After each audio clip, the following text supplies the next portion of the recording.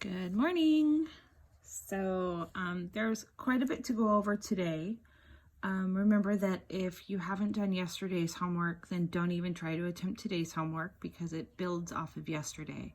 So if you need to go back and watch yesterday's video on coterminal reference angles, and I forgot the other name, then go back and review that video first. Remember that there is a video call Tuesdays and Thursdays at 11 a.m. I would be more than happy to help you there, or just hop on, let me see your face, because I miss you guys. All right, so let's review reference angles really fast, because you'll need to know how to do that, and it's important to review. So a reference angle, if you're going to draw some sort of angle, remember we always start here on the positive x-axis side, and if it's a positive angle we go counterclockwise, and a negative angle we go clockwise. So let's say we come all the way over here, and this is theta, and theta has a reference angle of 200 degrees. Sorry, not a reference angle. Theta is the angle 200 degrees. And let's find the reference angle, we'll call it alpha. So if all the way over is 200, this is my nearest x-axis. Obviously it's not this side, and we always refer to the x-axis. So if we're at 200, remember straight across is 180. So you just want to find the difference between 200 and 180. So obviously this is a 20-degree reference angle. Okay, so why is it useful to know reference angles? Let's talk about that. Let me show you the overall big picture, and then we'll break down and learn all the whys behind it. So eventually, let's see, what if instead of 200 degrees, I had an angle of 210 degrees, and I wanted to find the tangent of that angle theta. So really I'm asking, what's the tangent of 210 degrees? Well, so far we only really know the tangent of 30, 60, and 45. Remember, those were the 9 trig functions that we listed over and over and over based off of our special right triangles. If you need to know how to get those numbers again, I would encourage you to go back to the beginning where we talked about the equilateral triangles and the square, and that's how we get them. But here's what we're going to do here. We're going to actually find the reference angle. So tan 210, if you put it in your calculator, it's going to end up with a decimal, a repeating decimal, and that's not the answer that we're looking for. We're actually looking for the exact answer. So let's press pause on this problem, and we'll come back to it in a second. Put the paper aside. All right, let's go and talk about a unit circle. A unit circle. A unit circle is just a circle with a radius of 1. So that means it hits here, here, and here, and it's a perfect circle, and you're going to give me a ton of grace, just like I'm giving you grace for your grades. Ignore the guy in the back of the curtain. If this is a unit circle, that's 0, 0, and this would be the point 1, 0, because remember it's got a radius of 1. So this is the point 0, 1. This is the point negative 1, 0, and this is the point 0, negative 1. Okay? All right, so let's say I draw a triangle, and we'll just keep it all in the first quadrant. It meets somewhere here. We'll call that x comma y, because I really don't know the coordinates. And if we just drop a perpendicular segment, look at that. It makes a beautiful right triangle, where this point is somewhere on the circle. I don't know the coordinates, so we'll just leave it open-ended and call it x comma y. Now, knowing that, can you find the length from here to here? Well, sure you can. You know that this point has the same x coordinate as this point, so this length is just x. Right? Obviously, if I knew that number, I would put a number, but I don't. So let's go with what we have. This y coordinate is, we went over x and we went up y. So this distance right here, from here to here, is a length of y. So from here, in general, we can say the sine, remember sine is opposite y, over hypotenuse. Now what's the length from here to here? Well, didn't I just tell you it's a unit circle and the radius is 1. A radius, isn't that from the center to a point on the circle? So sine is opposite over hypotenuse. So you see how the sine depends upon the y value only. It's nice to know. Let's talk about cosine. Here's my angle theta. Cosine is adjacent x over hypotenuse 1. Cosine depends only upon your x coordinate. And then tangent is opposite y over adjacent x. So this one has the ratio of both of them. Does that make sense? Now, why is that useful? Well, because if you plug in your calculator tangent of 210, it's not always going to be what you think it's going to be. I don't really want to plug it in the calculator. I want to do it by hand. And we talked about reference angles. So hold on to this thought. We'll come back to it in a second. Let's unpause on the problem that we had. So we were looking at tangent of 210. And we said that what we really want to do is we want to find the tangent of that reference angle. So what's the reference angle for 210 degrees? Well, let's go back. 210 puts us somewhere over here. That's theta. So from here to here, that's alpha. So we were at 210. This is 180. And you just want to find the difference. 210 minus 180, that's the reference angle of 30 degrees. So we want the tangent of 30 degrees. But you have to keep in mind that we're not in the first quadrant anymore. We're in the third quadrant down here because after all, theta took us to the third quadrant. So when you find the reference angle, if I wanted just the tangent of 30, that would put us in the first quadrant, but that's not the question. The question put us in the third quadrant. So I need to find the tangent of the reference angle, but in the third quadrant. Why do I keep saying in the third quadrant? Because sometimes trig functions are positive and sometimes they're negative depending on which quadrant you're in. So now we're going to go back and we're going to put together the fact that we said sine depended upon the y value, cosine depends upon the x value, and tangent depends upon both of them. Remember that? We got that from the other paper over here. So since sine depends upon the y value, in the first quadrant, are the y values positive or negative? Well, these are all positive. The y values are positive, right? These are the y values, they're positive. That means that the sine is positive in the first quadrant. The cosine, these x values are positive. In the first quadrant, cosine is positive.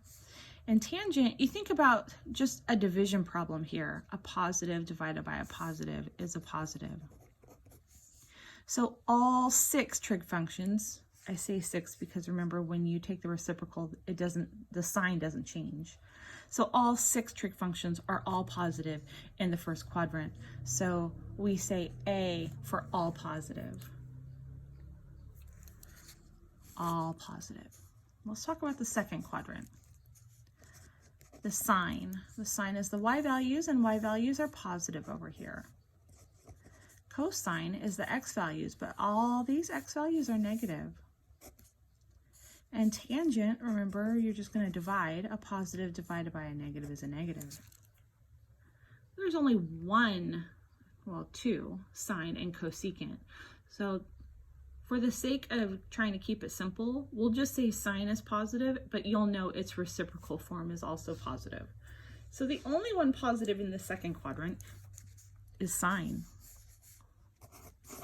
So we'll just circle the S. In quadrant 3, let's do it again. The sine depends upon the y values, and y values in the third quadrant are negative. Cosine depends upon the x values. The x values in the third quadrant are negative. If you're like, how does she do that so fast? Just pick a point over here in the third quadrant, and the x coordinate is going to be negative every time. And the tangent, a negative divided by a negative, is a positive. So in the third quadrant, the only thing positive is tangent. And let's talk about the final quadrant. The sine, the y values of any point in the fourth quadrant are all negative. We have to drop down. The cosine, these all have positive x values. And the tangent is a negative divided by a positive. That's a negative. You see the only thing positive in the fourth quadrant is cosine. Now there's a highly inappropriate acronym to help you remember ASTC. If you want to hear about it, hop on the video chat and I will tell you. Otherwise, come up with your own acronym in order to remember ASTC. And remember, ASTC, that just stands for all of the trig functions are positive in the first quadrant. The sine is the only one positive in the second. The tangent's the only one positive in the third. And the cosine's the only one positive in the fourth. Knowing that information, let's unpause and go find the tangent of 210. So the tangent of 210 is the same thing as finding the tangent of the reference angle in the third quadrant, because 210 degrees will put you in the third quadrant. Now we want the tangent in the third quadrant. The tangent in the third quadrant is positive. So I want to make sure that I realize it's a positive tangent of 30. Now what's the tangent of 30? This is where it would be super helpful for you to memorize all of those, let me see if I can't find it, all of those trig functions that we put down on paper. Let me find which homework assignment that was on. I remember writing it down over and over and over. So I'm looking at the all 6 trig functions, and at the very bottom, do you remember this one where we had to draw it, and then we wrote it all out? All of this. If you are moving on to math analysis, if I were you, I would just make note cards. Put sine 30 degrees on the front, and on the back put 1/2. Cosine 30 on the front, square root of 3 over 2 on the back. I would make, what is that, 18 note cards. And I would maybe put them on a little 3-ring binder clip, you know, just the little clip, not the binder. That way, when you get into math analysis, you already have them made, because I guarantee you your math analysis teacher is going to expect for you to have this memorized. I guarantee you, okay? If not, you come back and let me know and I will buy you a Starbucks gift card. I guarantee it that much. So it's worth it if you're going to math analysis to have these memorized. Okay, so back to tangent 30. So based off of our lovely memorization, tangent 30, I always remember tangent 30 because it's the one with all the 3's. So it's going to be the positive, because the third quadrant, square root of 3 over 3. See all the 3's? 30, 3's, tangent. So the answer is a positive square root of 3 over 3. Let's do another one. Let's try, let's see if we can't find one from your homework. let's do the secant of negative 135 degrees. Okay, so first things first, let's figure out which quadrant negative 135 degrees is. So I'm just going to list the steps. With step number 1 is I'm going to list what quadrant negative 135 degrees is in. Well, let's see. I like to draw it. I know that this is going to be negative 90 and that's negative 180, and I don't need to go that far. So remember, we always start here on the positive x-axis. We're going to go around, somewhere in here. So that would be the theta is negative 135. Now remember, there was only the 18, was it 18? Memorizations of trig functions that I just asked you to do. Negative 135 was not one of them. So this is the same thing as finding the secant of the reference angle. So step 2, find the reference angle. So this is negative 135. I want to go all the way to negative 180, and that difference is my alpha, which is my reference angle. So if this is negative 180 and that's negative 135, what I'm really asking for is what is 180 minus 135? I just want the difference. Does that make sense? If I'm at negative 135, how much to get to negative 180, which is really just asking for that. So do you see that it's 45 degrees? And remember, a reference angle is always positive. So this is the same thing as finding the reference or finding the secant of 45, but in the third quadrant. So let's go back. Is secant going to be positive or negative in the third quadrant? Well, secant is the reciprocal of cosine. So is cosine positive or negative in the third quadrant? This was A, S, T. This one is T. That means only tangent is positive. That means it must be negative. So I really just want to find negative secant of 45 degrees. So step 3, determine the sign, S-I-G-N sign, positive or negative. And remember, just for a reference, we'll put A, S, T, C. And I love that my pen is dying when I'm almost done. Hold that thought.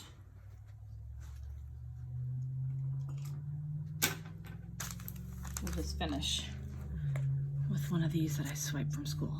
Okay, so negative secant of 45. So it's kind of like the negative. I can just, remember when we factored and we factored out the greatest common factor, and like a lost puppy, it just followed us all the way home. So is that negative. It's just going to follow us all the way home.